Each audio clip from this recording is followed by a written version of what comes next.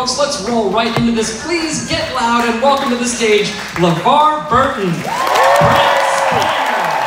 Denise, McFadden, John Lancie, Wheaton, and Denise Crosby.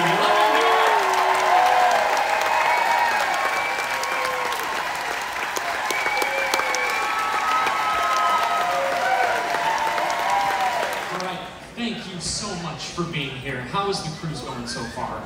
Been awesome. Awesome. Well, JT. It's a little wiggly. It's a little wiggly. No seasickness, though. No? Yes. Yes? Yes. Not now. I have so much in my system now. And this is an old. This is a seaman's remedy. Anchovy paste. Anchovy paste right across your nose, right on your nose. Semen remedy, that's what she said. Wait, anchovy paste across your upper lip. Yeah. That sounds awful. Not if you're an octopus. You're trying so hard not to vomit from that seasickness. You got it. It's something like that. Hey, John, how does the semen work again? I didn't get that. We're not going there. This panel got real weird real quick. All right, so let's get right into it. So Can I just say something? This is a next generation panel.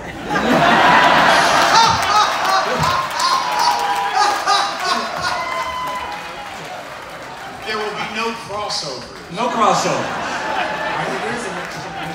Yeah, Denise and I were about to leave. Yeah, bye guys, it's been great. Thank you, this has been awesome. Oh, that's right, that's right. We did talk about the next show. Brent, set it down. Yes, he You did. know what? I think I got the times wrong. What I was going to ask him was, is your uniform as uncomfortable as it looks? But I didn't. No, there was no. You know, to answer your question seriously,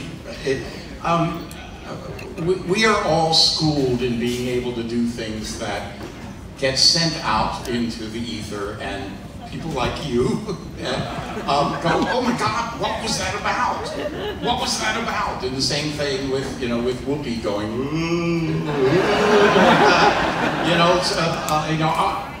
oh no, it was that effect. I hate to bring it down, but that's essentially it. Yeah. An actor's trick. It was an improv. It's an improv. As far as next generation was allowed to improv. Yeah. Thank you. Hi. What's the weirdest interaction you ever had from being approached by a fan? You know, the thing about this question is that for a lot of us, the line between, and this is going to sound like a joke and it's not, but the line between weird and terrifying is so thin that when you ask that, like, we got to be careful how we answer this question because you don't want to like give anybody ideas. But you know that line between weird and terrifying, the line continues to love. It does. You know, so you don't know. Yeah, you don't know where it is. Yeah. I think the weirdest thing that happened to me was, I'm not even going to say what country it was in or at what time period, but it was one of my early conventions. And somebody passed out. We were walking, and someone just kind of fainted, and I was in the group. And this person angrily looked up to me and said, "You're a doctor, do something!" And I mean, it was fierce, and I was like, believe me, and I'm like, no, I'm not a doctor, I just play a doctor, because that was weird. That was weird. There is a gentleman somewhere in the world right now in his 60s or 70s that has my face of Tasha Yar completely tattooed on his back. From his neck to his butt crack. Is that you? Oh my God! Finally! I've been looking so long for you. See? Weird, terrifying, love. Where does it land? It kind of blends. No one in this room blends. knows. What is it you have planned, sir? One time my wife and I were in San Francisco waiting for a light to change so we could cross the street, and a guy came jogging across us, and he clocked me, and there's a look, okay, I know that this guy recognized me from my work. And he does the jogging backwards thing, which is funny, and then he does the jogging in place thing, which I do as a runner, which is funny, and he says, I love you on the Big Bang Theory, and I say, oh, thank you so much, and he goes, I know that your character name is Will Wheaton, but I don't know what your name is. This is a true story, and I said, that actually is my name. And he said, wait, you're a real person? And I said, I assure you, sir, I am a fully functioning human being with a backstory and everything. And he was super happy and just kept on jogging. I have one I've told before, but I'm walking down the street in New York where the blocks are very short, and I get up I start my walk, and then there's a guy who started his walk towards me, and your radar has to be sort of up and running and what have you, and I went, ooh, this is sort of a scary looking guy coming in my way. And I move a little this way, and he moves this way, and we're getting closer, and then I move this way, and and he gets right up to me, he breaks that barrier that you're supposed to, and he goes, are you Q? I said, yeah. I figured I was going to get mugged. Are you Q? Yeah. Can you bring people back from the dead? I said, well, only people I like. Cool. And then he walked on. So, Will, over here, I know you have a Shatner story that I heard before, and it'd be great to hear it again. Maybe some folks haven't heard it. And I was wondering if you could tell that Shatner story. When you first met him. It's such a long story. The short version of it is he was very unkind to me on the set of Star Trek V and hurt my feelings deeply, and I came back to my spaceship and everyone could tell how upset and how hurt I was. I went over there in my uniform and everything, and I came back, I was like 14, I think, and I came back, and every single person in my cast was like, what happened? And I was like, he was so mean to me. And every single person was like, do you want me to go kick his ass? Every single person was like, how dare you? I'm trying to be kind to him, and I'm trying to be give him a little grace, and maybe he tried a joke that didn't land. It didn't feel that way to me. It felt very cruel and intentional. But he did. Because it was.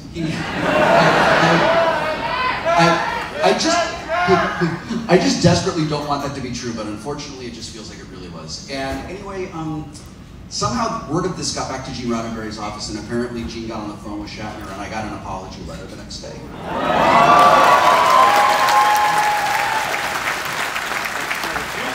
Written by the secretary? Probably. Have you forgiven it? Yeah. I mean, I don't need to carry it anymore. It makes sense. He's an interesting guy. You never know who you're going to get. Sometimes you get this incredibly funny, charming, hilariously funny guy, and sometimes you get the crankiest, meanest old man in the world who's never going to show up. And he'll be honest about that. He'll be like, yeah, I'm just feeling like a dick today.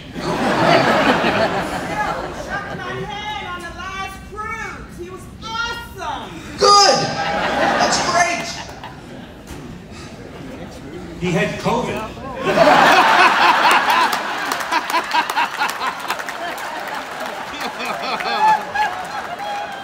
My question from Brent is, now that they have rebooted Night Court, I wonder if we're going to see Bob Wheeler back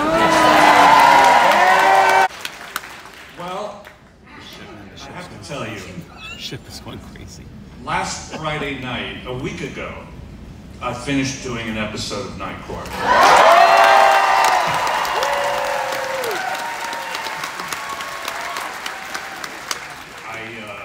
Right before I left, I signed an NDA not to mention it. But yeah, I did. I did an episode of Night Court. Bob and June Wheeler return. Doing Next Generation, and I got to sit across the thing from Brent. He would occasionally do Bob Wheeler for me. Like, just for me. A little performance for me. I'll do it for you tonight if you Really? like. Yeah. Suck it, everybody who's not me. And I just wonder, what was it like to just be Data? Like, did you have just like such a love for him, I guess? I loved him more than any of the other characters.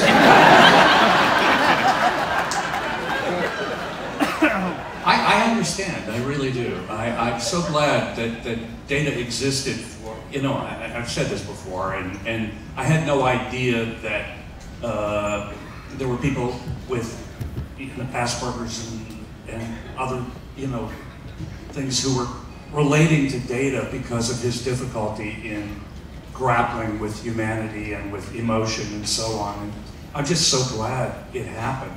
And I had nothing to do with it, really, other than to be there and be the lucky guy who got to share that with you.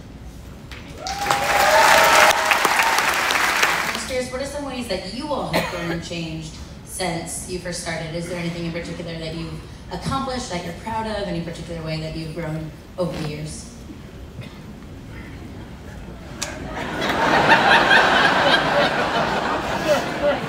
I feel like a mic hog, but I'll take a swing at that. My personal journey mirrors Wesley Crusher's journey almost identically. And I am at a moment in my life where my job hosting the Ready Room gives me the phenomenal privilege to interact with every current Star Trek show. I get to touch every universe. I get to know all of these amazing, wonderful people that I'm crazy about. And I never would have been able to do that. And I never would have been in the right place to do what I do now if I hadn't had all this time off kind of in the wilderness by myself. And I think for Wesley, he went through something very similar in being a traveler and then coming back, spoiler alert, at the second season of Picard. I know it's the next gen now.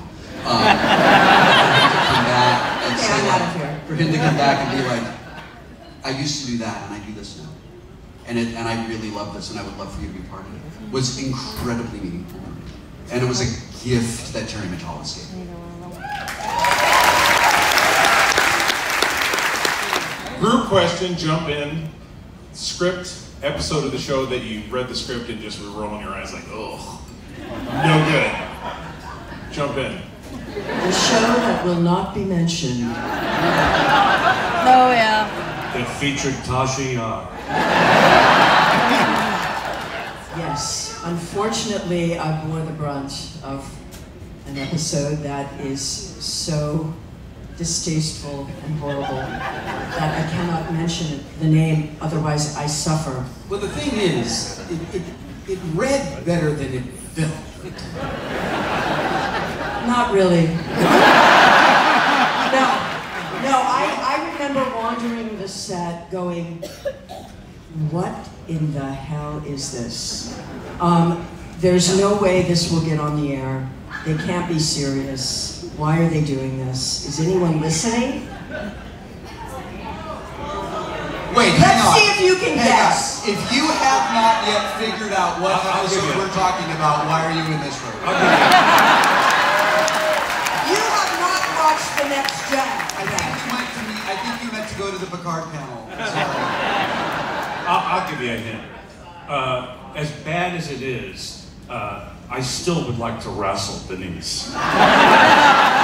Yeah, we have a little cage. We live in the same neighborhood. Yeah. So once in a while we get together and wrestle in the cage. Just for old time's sake. I put on a claw and a headband. She lets me win now and then. You know, I have to, obviously. You got it. Yeah, okay. So, I'm obviously a huge fan of your work within Trek, but I'm wondering, just as actors, is there any other role outside of Trek that you found particularly enjoyable or fulfilling? Yeah. Heck yeah. Lots of them. Most of them. I mean, anytime, I love what I do, you know, so whatever role I'm lucky to land, and I just give it my all, and they become part of the arsenal, you know. I don't love one more than the other. So I've had the benefit of doing all kinds of things, lots of series and different genres and movies and horror and theater. She was. Oh, a theater. She was. Thank you. She was amazing. Amazing director. Yeah, amazing in what she did. In the theater really is my first love. You know, I was born in Los Angeles, so I just started working pretty young there. Had I been born in any other place, I would have gone straight to New York, you know, and just done that you know, journey through the acting world, but really I love theater most of all. I just started watching Star Trek in May of last year. Welcome. Thank you. Something that is relevant to that, to what you just said. All of these new Star Trek actors are coming to the ready room. They're brand new, and they tell me that they grew up watching us, and they love that and stuff. And I get to tell them, do you really know like what you're part of? And some of them do, and some of them don't. And I've said to some of them, like, what you just said. There are days where you come to work and you're like, man, I worked late last night, and I don't want to do this today, and my costume is uncomfortable, and I hate the way my hair looks, or whatever it is. And there are people who will never meet, that we won't even know exist, who are so profoundly affected by what we have done. And I watch in the new actors, I watch this light turn on inside of them as they realize, oh wow, I get to do this. So Jack Quaid came back to the Ready Room after like 2 years. And he came in and I was like, oh, it's so good to see you. And he comes running over to me and he says, it happened, I get it. It happened to me. He said, it happened about a year ago and I've been waiting to come and tell you. I get it, I totally get it now. It is something I want you to know. We're extremely aware. And it is one of the great privileges that comes with the work. What would you say was your favorite costume piece besides the uniform that you wore during your time on TNG? Oh, duh. The Naked Now. Hell yeah. Flap, you know, that was before children. You know, I have a story about a costume. That's not what I remembered about the Naked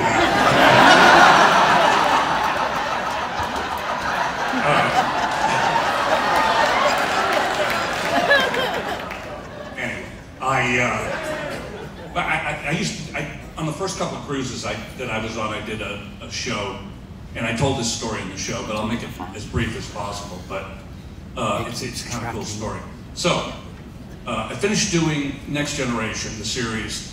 A friend of mine called me and said, we're doing a show, I'm doing a movie in New Orleans. Would you come and do a one-day part? And I said, sure, it's a really funny part. So I flew down to New Orleans. They drove me out to the warehouse district. And there was this warehouse filled with 30s and 40s costumes because that's when this movie was taking place. And they said, well, what do you see your character wearing? And I said, I see him in a brown suit. And they said, well, let's pull a blue one, a black one, and a brown one, and see how they fit you. And I said, okay, yeah, put on the blue one, it's too small. Put on the black one, too big. Put on the brown suit, fit me like a glove. So I said, well, obviously this is the one. Now, when I was in high school, we would do musicals and plays, and we rented costumes from LA, from Western Costume in LA. And I wore a jacket once, and I took it off and I looked at the label inside and it said Ray Milland, if you remember the Ray Milland. Yeah, so I was like, oh my God, I'm wearing Ray Milland's coat. Anyway, so I decided to take this jacket off and look inside and see who maybe it belonged to. And I look inside and it says, Brent Spiner, Star Trek The Next Generation.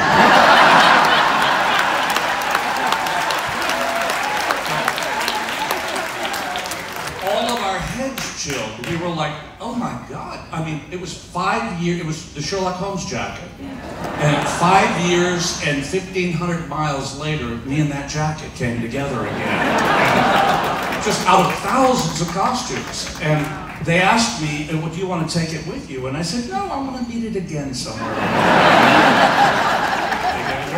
I was doing a show, and just as Brent said, you get costumes and what have you, and sometimes you look inside there and you see, who it was for.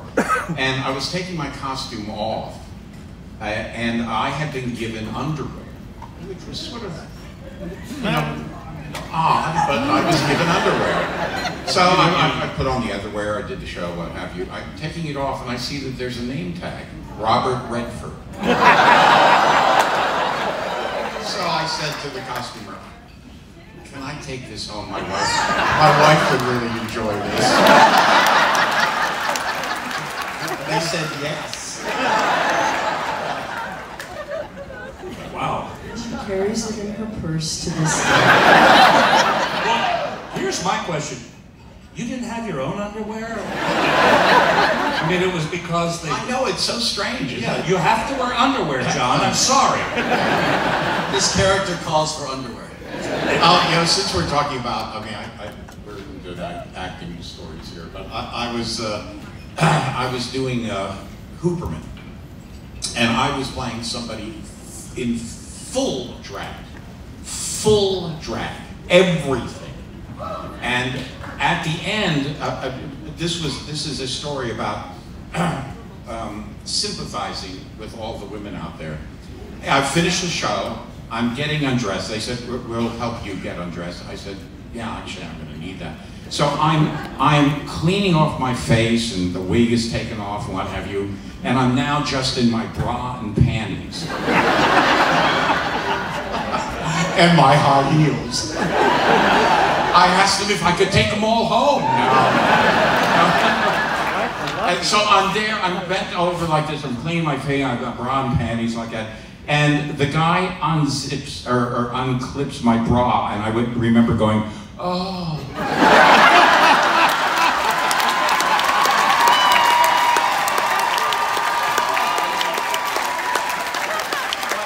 Now I get it. How many times when you are filming do you drop out of your character and go into improv? And how much of that stays in the film and not on the cutting room floor? With TNG, very little. They would, if we would improvise something and not get the words right, we would be told and we'd go back and get it done. I think one of the only times I was allowed to add things, we had to have it approved, was in Data's Day and also in The Big Goodbye. I got 2 little comic moments in each one. Those are the only ones that I was allowed to do. Everything else was word for word, pretty much. Yeah, the words were really important to them, but they were very generous in terms of how we interpreted the words. I mean, nobody ever came down and, I don't ever remember having to redo something because of the way I interpreted it. So that was sort of our improv. It was when the cameras said cut, when the games began. And they were very funny and loose and hysterical. Lots of laughs. Also, I know this is definitely for the next panel, so pretend you didn't hear this, but in Picard,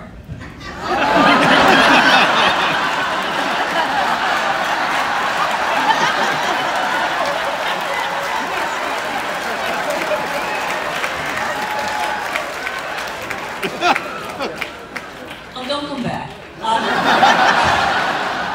Is this a TNG panel? I'm sorry, we're late. And in Picard, I was encouraged a bunch of times to improvise because Terry really loved it. That's just, okay? Anyway. What inspires you today? What are you reading? What are you listening to? 2 questions. Pick one.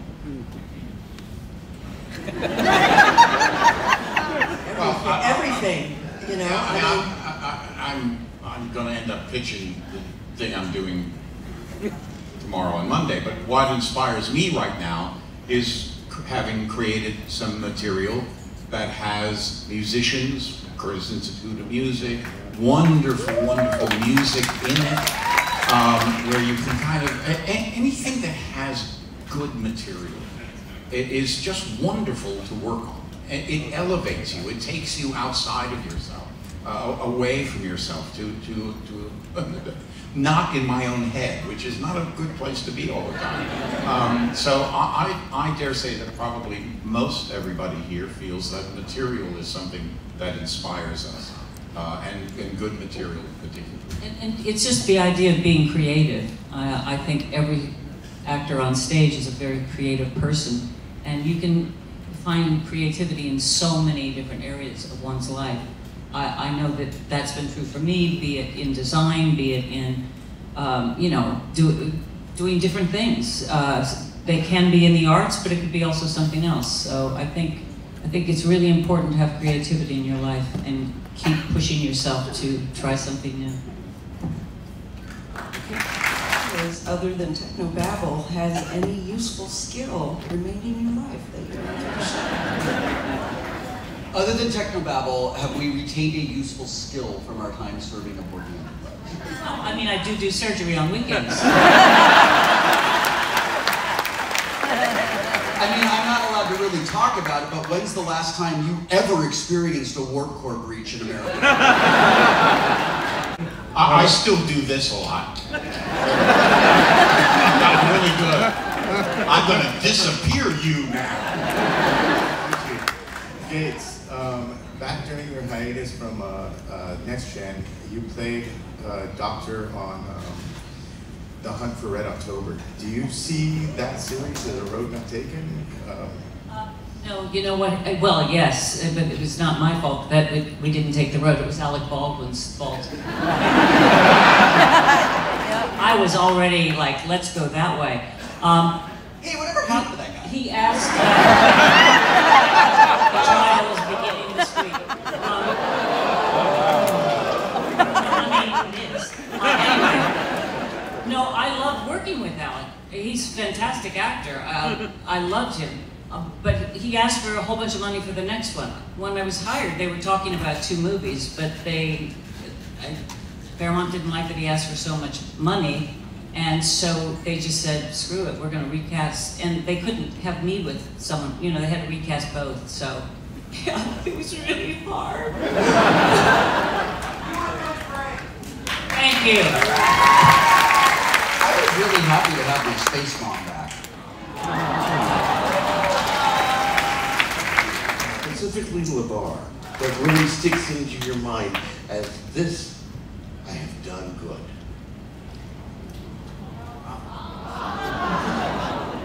Well, yeah, they all have a special place in my heart, but I have to believe that Reading Rainbow is probably the most important work I've ever done. Yeah.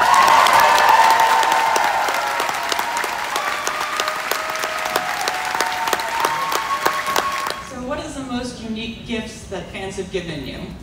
Again, terrifying, weird, full of love. Fans have given the most incredible gifts, it's true. But you're right, no one can say it better than you just did. But just keep in mind when we're at a convention, if you bring like huge quilts and things, how do you think we're going to get that in our hand luggage? I'm just saying.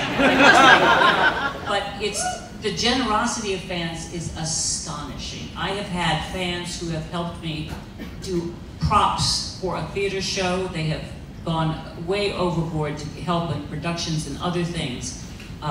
It's extraordinary. And in fact, in what's going to happen on Sunday, you will see some things that fans have made me in the comedy hour. So.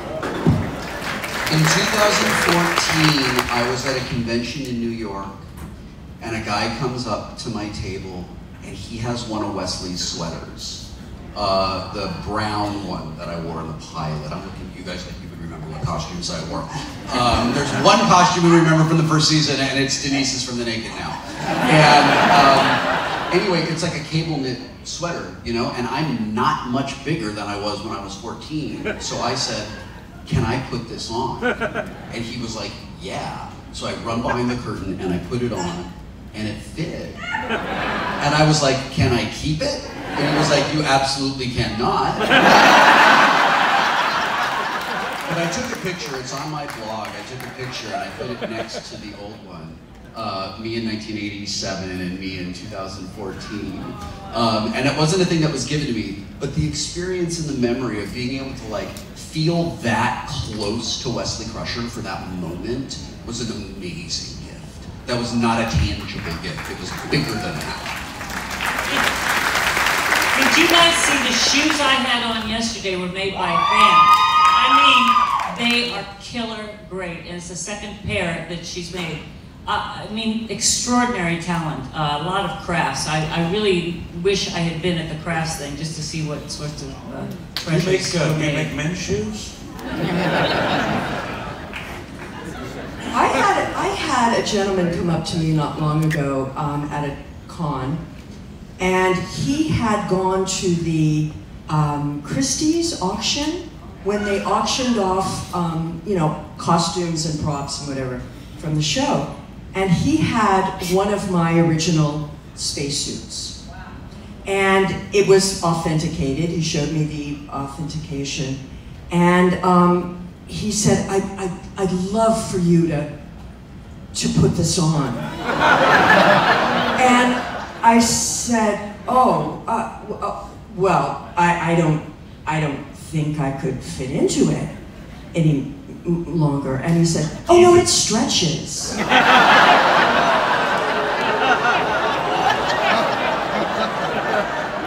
I said, dude, go away now. Wrong answer. Yeah. I said, you put it on. That's how it stretches. Okay, buddy, it Let's stretches. see how it stretches. My question is, could you compare your experiences doing the movies versus doing the episodes? Well, the craft service was better. Well, I mean, come on, tomatoes and cremora? Yeah, I know. How does it get any better than that? What's that? It's chicken, remember Well, that? that was on great. Fridays? Oh Yeah. my God, that was... But we did have, on the series, we had really bad craft service the first couple of years. Oh my God. You remember Peter, who did our craft service? Who bought a boat with his craft service? Boy, he bought himself a great boat with his craft service. He came back and showed us his photos. Like, interesting. It's an Well, interesting choice. he would lock the granola in a cabinet. I would get to the set and want a bowl of cereal, and I'd have to find this guy somewhere in the bowels of Paramount who had the keys to the cabinet with the cereal. I said, Peter, just put the cereal on the table. He goes, no, people will eat it. I said, yeah. Is there ever a question you wish a fan would ask that they've never asked? Well, I mean, I wish someone would ask, to whom should I write this $10 million check?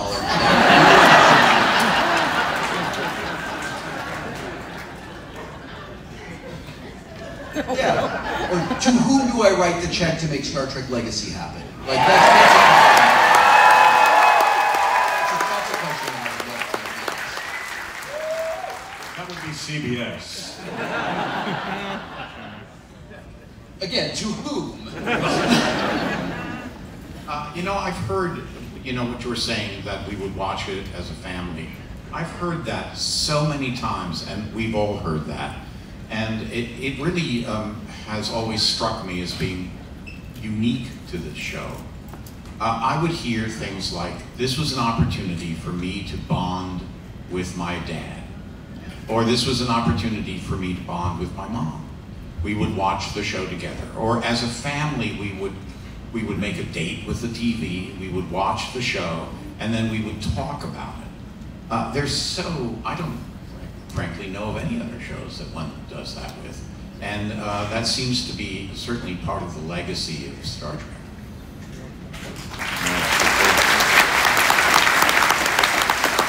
It's a show, I mean, I think Star Trek, all the iterations, they teach you how to think about something that's out there, that you out of the box. It's technology, science, and it's also family, and its relationships, and it's doing things in spite of conflict that are for the greater good, which is something I think we need a lot more of today. LeVar, I was just wondering if you ever got hurt wearing the visor because you couldn't see that well. Well, in the first season, I bumped into shit, yeah. I think the only thing that got hurt was my ego. I learned to navigate without being able to see my feet by using, you know, landmarks on the set. After 45 minutes to an hour, I get a little bit of a headache, so I like to take it off whenever possible. But I do know that it made a better actor.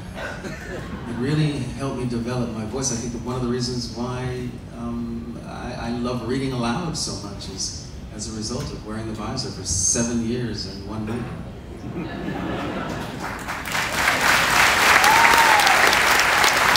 Question for you, Gates, is that when you saw the script for Sub Rosa, were you able, did you feel like you could go back to the writers or the producer and say, this is getting a little bit crazy? Or was it, you know, they weren't looking for that kind of input and you just kind of made some deliberate acting choices instead of... So, are you suggesting that Sub Rosa wasn't a typical TNG script? that having sex with a ghost lamp was unusual? Is that your implication? That Beverly wasn't always running around in a nightgown and like drugged out of her mind waiting for Ronan? I mean, when I read that script, 7th season, I absolutely went, you've got to be kidding.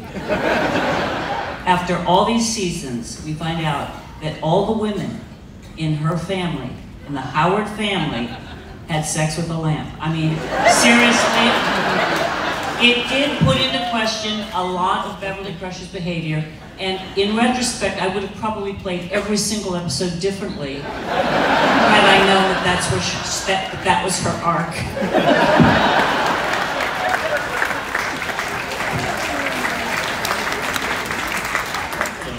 There's some fan fiction where the sex with lamps did not stop with Beverly Crusher or remained limited to only the women in the Crusher family.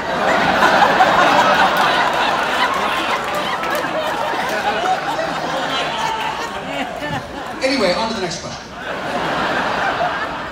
was wondering if you could talk about a time where perhaps a guest star was truly spectacular and they stole the scene, except for John, of course. I'm thinking maybe Lol from The Offspring or a character like that. She was great. What's her name? Hallie Todd. Yeah. Well, and Hallie Todd, whose mother, of course, was Millie Helper on the Dick Van Dyke Show in real life.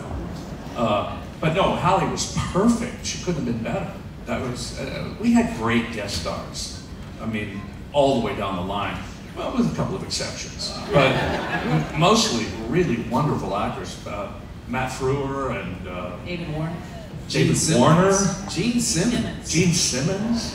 I'll throw in Trisha O'Neill, who played Captain Garrett in yesterday's Enterprise. She was. I just saw this recently, and she was tremendous. And Christopher McDonald, of course. Ashley Judd with Ashley Judd. Yeah. I mean, we had some. Who? Paul Winfield, yeah. And Paul Sorvino.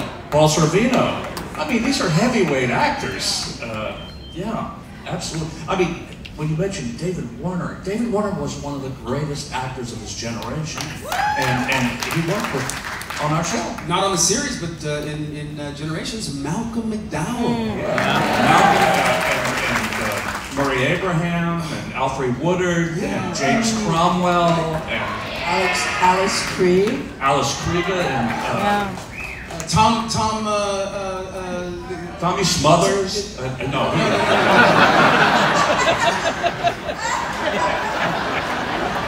Tom Morello, he had a very small part, but he was there. Who are you thinking of? Who? Tom Hardy. Tom Hardy. What about Tom Hardy? That kid. Could have been big. Yeah, we had some amazing people to work with on the show. Corbin Burnson. Yeah. Corbin Burnson. Yeah. Corbin Burnson. Olive Shaw. You mean his career? Jonathan Del Arco. John Del Arco. Right. No, he was not our favorite. But and we had we had directors that were like Corey Allen, who directed our pilot. Corey Allen, famously the guy who went off the cliff in a car race with James Dean in Rebel Without a Cause. He directed our pilot episode. Who? John who? John's son? Yeah, John's son. Oh, Keegan. oh yeah, exactly. Keegan. Yeah, I directed the both of them in an episode of Voyager. Yeah. Keegan to Lancie. Mick Fleetwood. Dude, Mick Fleetwood shaved his gigantic, amazing, I've been growing it since 1965 beard to be on our show, and then they put him in makeup, and it didn't even matter. But that's how much he wanted to be on our show. And Mick Fleetwood, what a wonderful guy, but he had the head of a fish. And he shaved his beard to play seafood on our show. And he had one word, and the word was food. And they beamed him in, and he went, what's the... And again and again. And finally, they had to bring in a card that said food on it. I can see that card in my memory. I'm telling you. But a great guy, great guy. Thanks to alternate timelines, Q shenanigans, and other sci-fi stuff, I think all of you, or almost all of you, have had a chance to play not quite your character. And I'm curious, like, how you stay out of your head, or what informs your performance when you're playing, like, a hologram simulation designed by Lieutenant Barclay of your character. Dwight Schultz and Michelle Forbes and just sort of how you think about that when you're approaching the, like, this is not quite normal or not quite who I am when you're playing that. Always an opportunity to do something different is a good thing. Exactly. Yeah, exactly. It was heaven when they gave us something else to do. Change of clothing. I was finishing 2 series at the same time, and I was filming the season finale of each show, and I was doing them at the same time, and I was going from one set to the other. And the characters I was playing were very similar, but they were distinctly different from each other, and I was working such long hours, and I was so tired that I had a piece of paper where I was like, Dr. Parrish is like this, and Chaos is like this, and I have to make sure that I don't blend them together, and I have to make sure that I keep them apart. And when I was doing that, I kept thinking about you being Data and Lore, and Dr. Soong, and having to be all these different guys, and I was like, this is so hard to do. And I don't have to do it on the same day like you did. I was retroactively very impressed with it. I'm sorry I wasn't impressed at the time. I was young, I didn't know any better, that's on me. Yeah, I'm sure. Respect your elders. You know, I get to say that to people now, and it is so weird. And what was the thing with the red hair? Did you want that? Did they want that? What? You look so good as a blonde. Whoa, well, you know, I think they wanted to have a dark blonde redhead on the show. I think that was part of it. But then they, you know, I got more blonde when I did First Contact, because I had been shooting something in Hawaii where I was blonde, sort of, you know, redhead. And I just went back to blonde. I'm having so much fun. You were on the show for the next season. What would you want your character to have done? Become a captain, head of security? I mean, where would you have liked to have grown? Oh, I mean, you know, I just wanted, you know, a couple more lines. I just wanted to do something. But I appreciate your dad. That's so sweet. And yeah, it took, I'm glad it affected him, you know, that was the intention. So, yeah, I mean, Tasha Yar was, I just rewatched all of the first season because I was part of a podcast called The Seventh Rule. Anybody? Okay, so these guys invited me on to go through the first season, which I hadn't seen in 35 years. So I watched them from now this perspective, at this age, at this distance, and I really loved that character, and I'm really glad I had the chance to play Tasha Yar. Yeah, I know, I'm still here. Thank you so much. I know these things go by so fast. Can we have one more big roar for all these